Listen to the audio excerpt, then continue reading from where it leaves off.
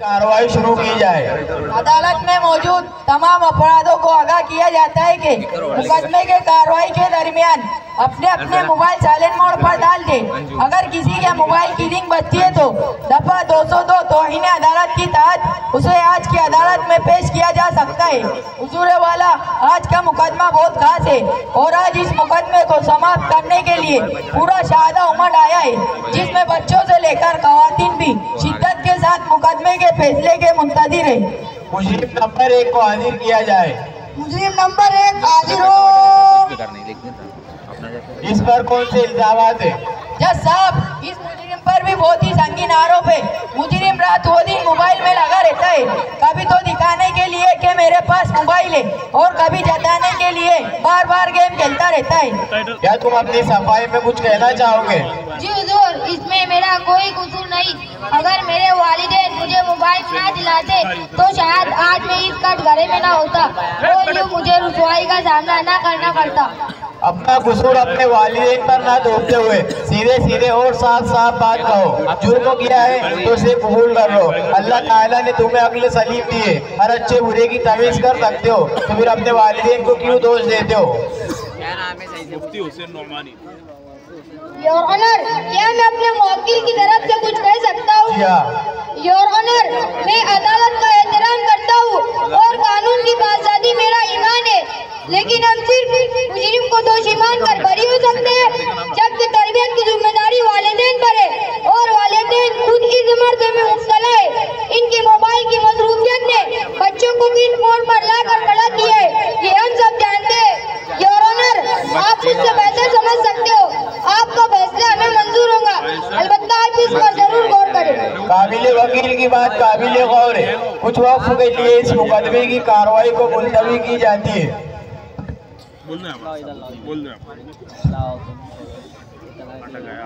मुजरिम नंबर 2 को हाजिर किया जाए। नंबर 2 हाजिर हो।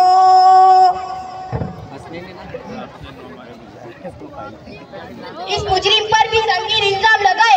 ये मुजरिम अपनी पढ़ाई और कामों में कम, मोबाइल में ज्यादा कम गवाते रहते। हर वक्त इनके कानों में एयरफोन लगा रहता है, हर वक्त तो गाने सुनते रहते।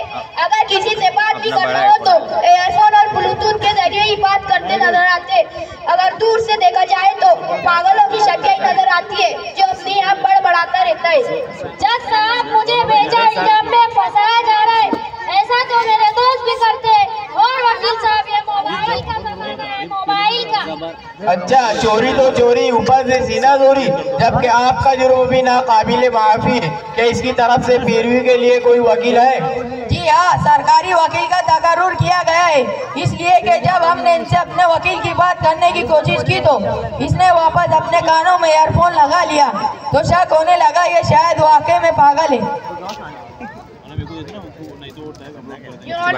मेरे मुजरिम का जुर्म इतना भी संगीन नहीं कि उसने कोई दफा लगाई जाए। ऑर्डर ऑर्डर, मुजरिम का जुर्म वाकई संगीन है, इस पर भी दफा लगाई जाएगी ताकि आइंदा एहतियात रखें। मुजरिम नंबर 3 को हाजिर किया जाए। मुजरिम नंबर 3 हाजिर हो। क्या वीडियो आ रही है? हुजूर आला, ये मुजरिम बहुत बड़े जुल्म का शिकार है। ये हमेशा व्हाट्सएप पर लगा रहता है, इसकी बीवी से हमेशा परेशान रहती है। काम का न काज का, दुश्मन अनाज का, ऐसे इसकी बीवी कहती है। दोनों में हमेशा गलफचार मचा रहता है। बीवी कहती है कि तुमने मोबाइल की जगह मुझसे क्यों शादी कर ली, और ये कहते हैं कि मुझसे गलती हो गई। उस वक्त 33-10 तक अगर स्मार्टफोन होता तो शायद तुमसे शादी ना करता। इसका घर टूट फूट कर बिगड़ गया, लेकिन इसको कोई परवाह नहीं। मुजरिम का जुर्म वाकई संगीन है। क्या तुम अपनी सफाई में कुछ कहना चाहोगे? जी हुजूर, मुझे अपना जुर्म कबूल है, इसलिए मुझे अपना कोई वकील नहीं पेश करना। आप जो फैसला सुनाए मुझे मंजूर है, बस एक दरख्वास्त है। वो क्या? मुझे जेल भेजने से पहले मोबाइल रिपेयर करने का एक मौका फराहम करे, ताकि जेल में किसी भी किस्म की परेशानी ना हो। थोड़ा सब्र तो कर लो, इतनी भी क्या जल्दी है, हम तुम्हारी ख्वाहिश जरूर पूरी करेंगे।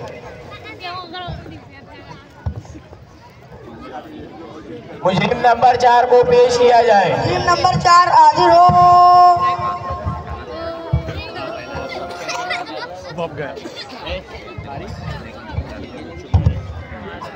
आली जनाब, इस बंदे पर सबसे ज्यादा आरोप है। इस मुजरिम के पास मोबाइल है और इसके घर में जितने भी अफराद है इन सब के पास भी है, और तो और घर में वाईफाई भी लगा रखा है ताकि 400 रुपया पूरा का पूरा वसूल हो।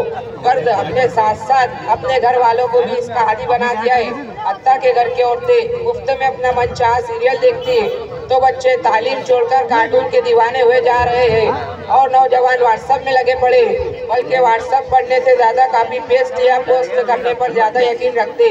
अगर भूले से मोबाइल के नुकसानात वाली पोस्ट भी आ जाए तो ये सोचकर पोस्ट करते हैं कि मेरा भाई मुझसे दोस्त ज्यादा मुस्ताहक है कि वो मोबाइल के नुकसान से बच जाए।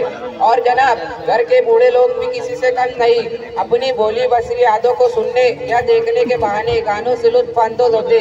कभी घर वाले शादी ब्याह में चले गए तो आयद मौका गनीमत जानकर पुरानी पिक्चर भी देख डालते। मैं अपनी बात को साबित करने के लिए एक गवाह पेश करना चाहता हूँ। इजाजत है। गवाह नंबर 1 हाजिर हो। जी साहब, मेरे भाई ने जब से घर में वाईफाई लगाया है जब से हम इससे ज्यादा हमारे माँ बाप इसमें लगे रहते हैं। हाँ, तो मैंने कौन सा गुनाह किया जज साहब? 400 रुपए दिए तो वसूल भी करना ही पड़ेगा, और आखिर ये वाईफाई है वाईफाई। अनकरीब इसका भी फैसला सुनाया जाएगा। मुजरिम नंबर 5 को हाजिर किया जाए। मुजरिम नंबर 5 हाजिर हो। अली जनाब, ये मुलजिम सेल्फी वीडियो का बहुत शौकीन है। चाहे कोई तकलीफ में हो या उनकी मदद करने के बजाय वीडियो निकालना शुरू कर देता है। इसी तरह हर किसी वो न किसी के साथ अपनी सेल्फी लेता रहता है। इसी पर बस नहीं बल्कि फेसबुक पर अपलोड करके वक्तन फख्तर और लाइक कमेंट करने वालों को देखता रहता है। वैसे गवाह को लाना चाहता हूँ जो मुकदमे की गवाही देने के लिए बॉडी में चाहिए। इजाजत है। गवाह नंबर 2 हाजिर हो। जी जज साहब, ये बंदा मुझे भी कह रहा था कि आज मेरे पोस्ट के इतने लोगों ने लाइक किया, इतनों ने शेयर किया और इतनों ने कमेंट किया। जज साहब, ये तो दरअसल झूठ है, झूठ। मैं तो मीडिया के काम आसान कर देता हूँ, इसमें कौन सा जुर्म है? वाईफाई की वजह से इतने बड़े बड़े जुर्म हो रहे और पुलिस क्या कर रही है? इन सब को अदालत में हाजिर क्यों नहीं किया गया?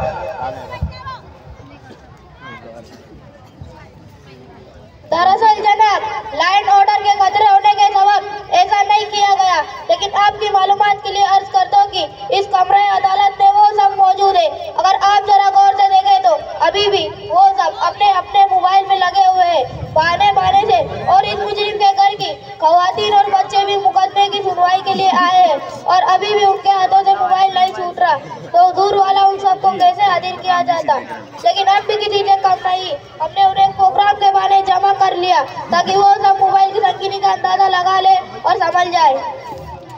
तमाम बयानात और गवाहों की गवाही सुनने के बाद अदालत इस नतीजे पर पहुंची है कि तमाम मुजरिमों के जुर्म साबित हो गए। तमाम मुजरिमों को संगीन जुर्मों की वजह से दफा 203 के तहत 4 महीने बगैर मोबाइल के रहने की और 4 महीने अल्लाह के रास्ते में निकालने की सजाए बामुशक्कत सुना दी है ताकि इस बेतकी आदत से छुटकारा पाया जा सके। कमरे अदालत में मौजूद तमाम लोग और हर उम्र और स्टेटस वालों को ये सलाह दी जाती है कि मोबाइल एक ज़रूरत की चीज़ है, इसे ज़रूरत पर इस्तेमाल किया जाए, ना कि अपनी ज़िंदगी का हिस्सा बनाकर अपने वक्तों को बर्बाद किया जाए। मोबाइल से जिस कदर फ़ायदे उससे ज़्यादा नुकसानात भी है। लिहाजा अदालत ये सलाह देती है कि कुछ वक्त के लिए मोबाइल से दूर रह कर देखो, सुकून ही सुकून मैसर होगा। और हाँ, घर के जिम्मेदार अपने घर के माहौल पर नज़र रखें, घर के बच्चे अपनी तालीम और तरबियत पर तवज्जो दें। घर के नौजवान जो मुल्क के मुस्तकबिल होते हैं, इन्हें अपने मुस्तकबिल को यूँ दाव पर लगाना अच्छी बात नहीं है। इसीलिए मोबाइल को एक तरफ रखकर अपनी और अपनी कौम की सोचे, ये इनका अव्वलीन फरीज़ा है। घर की ख़वातीन संजीदा हो जाए और मोबाइल और सीरियलों से दूर रहे तो घर को एक बेहतर तरबियत गाह बना सकते हैं। कौम के जिम्मेदारों और समाज के बड़ों और तमामी तालीमी याफ्ता लोगों को बैठकर इन बातों पर सोचना होगा और इसका हल निकालना होगा। हमें उम्मीद है कि कमरे अदालत में मौजूद तमाम लोग इस नसीहत को दिल पर लेकर एक नया तरक्की याफ्ता समाज बनाएंगे और कौम मिल्लत के लिए एक सरमाया कायम करेंगे। इसी पर यह अदालत दरख्वास्त होती है।